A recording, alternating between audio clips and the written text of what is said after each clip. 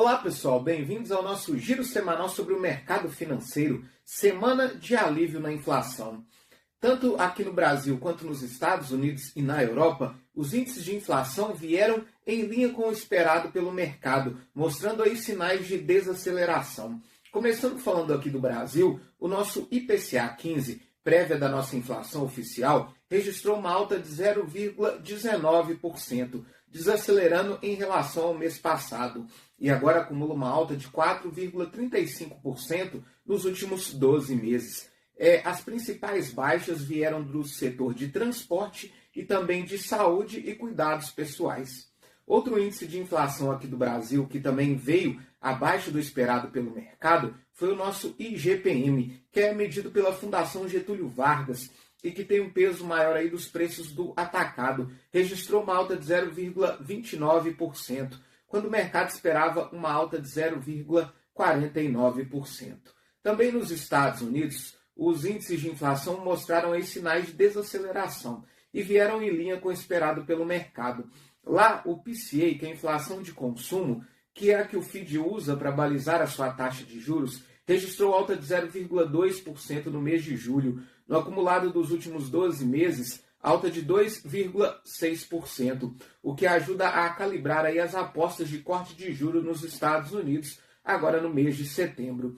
Também na Europa, a inflação ao consumidor medida pelo CPI registrou uma alta de 0,2%, e agora no acumulado dos últimos 12 meses, acumula uma alta de 2,2%, fazendo com que o mercado acredite aí que também na Europa nós possamos ter aí mais um corte de juros agora no mês de setembro, já que a inflação aí está se aproximando bastante do centro da meta deles, que é de 2%. Outra boa notícia que animou os investidores foi a confirmação de Gabriel Galípolo para substituir Roberto Campos Neto na presidência do Banco Central a partir do ano que vem. Essa indicação foi confirmada essa semana pelo presidente Lula e pelo ministro da Fazenda, Fernando Haddad. Gabriel Galípolo tem dado sinais de que vai manter aí o posicionamento técnico do Banco Central. O Senado aí deve marcar a sua sabatina para o próximo dia 10 de setembro, durante aí os esforços concentrados nas próximas 2 semanas, já que o Senado está aí meio que em um recesso branco devido às eleições municipais. Nós tivemos também a divulgação da nossa taxa de desemprego, que caiu para 6,8% no trimestre encerrado em julho. Isso é a menor taxa de desemprego desde julho de 2012. Mas o que continua preocupando os investidores aqui no Brasil é em relação às contas públicas. Mais uma vez, o governo central apresentou déficit primário, déficit de 21,3 bilhões de reais, bem acima dos 5 bilhões que era esperado pelo mercado. Agora, a nossa dívida pública cresceu para 78,5% do PIB. Além disso, as propostas para o orçamento de 2025 acabam trazendo aí novas pressões para os gastos públicos, como a ideia do governo federal de turbinar o auxílio gás e também o reajuste dos servidores públicos. Além disso, o prometido corte de despesas do governo, elas não vêm de despesas estruturais, mas estão concentradas principalmente aí em revisão e pente fino nos benefícios do INSS e do BPC, que é o benefício de prestação continuada.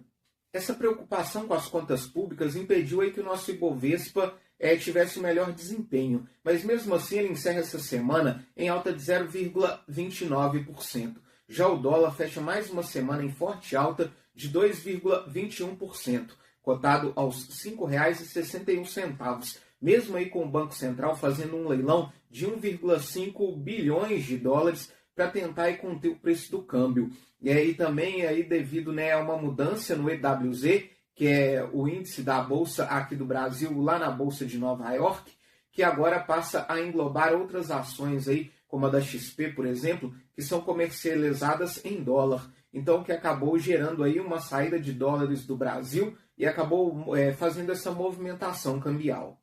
Já em Nova York, as bolsas encerraram mistas essa semana. O S&P 500 encerra em alta de 0,18%. Já a Nasdaq caiu 0,86%.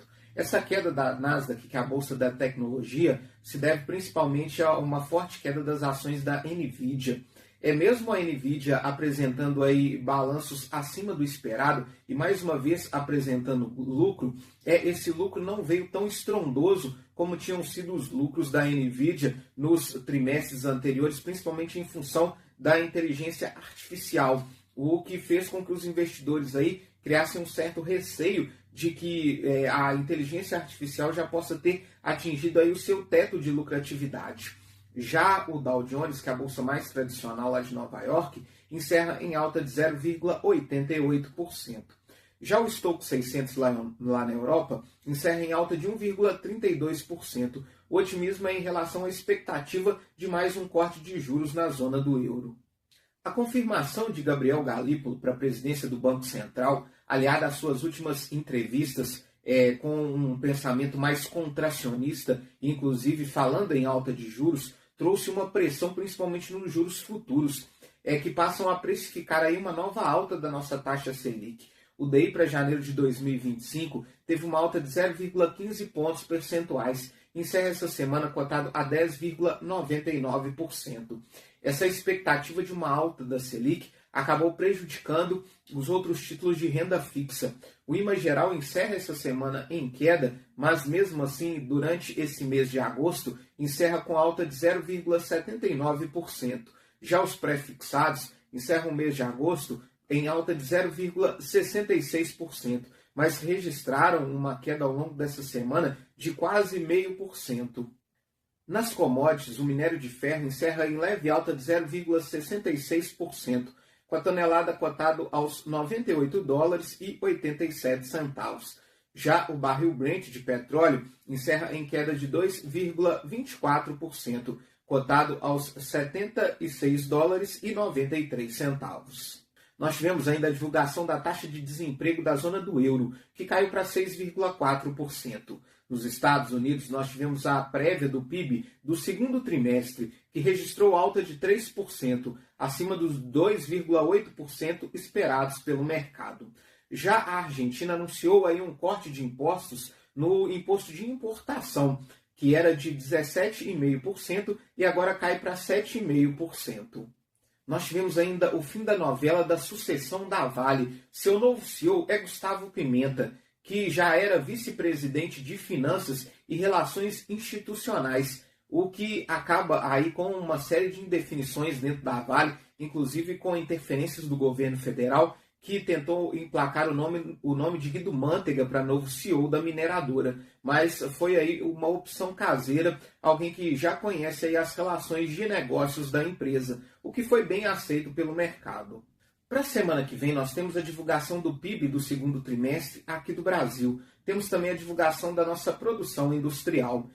Fica a expectativa pelas duas próximas semanas dentro do Congresso Nacional, que deve aí fazer um esforço concentrado para votar as matérias, já que o Congresso está meio que em um recesso branco devido às eleições municipais. Mas a grande expectativa está no resultado do payroll, que é o número de vagas criadas pelo setor urbano nos Estados Unidos. É considerado um termômetro do mercado de trabalho lá e vai ser aí um grande indicador para calibrar as apostas de qual vai ser o corte de juros nos Estados Unidos. Se nós teremos um corte de juros de 0,25 ou de 0,5 ponto percentual. Isso tende a mexer bastante com o humor dos mercados. Muito obrigado e até a próxima semana.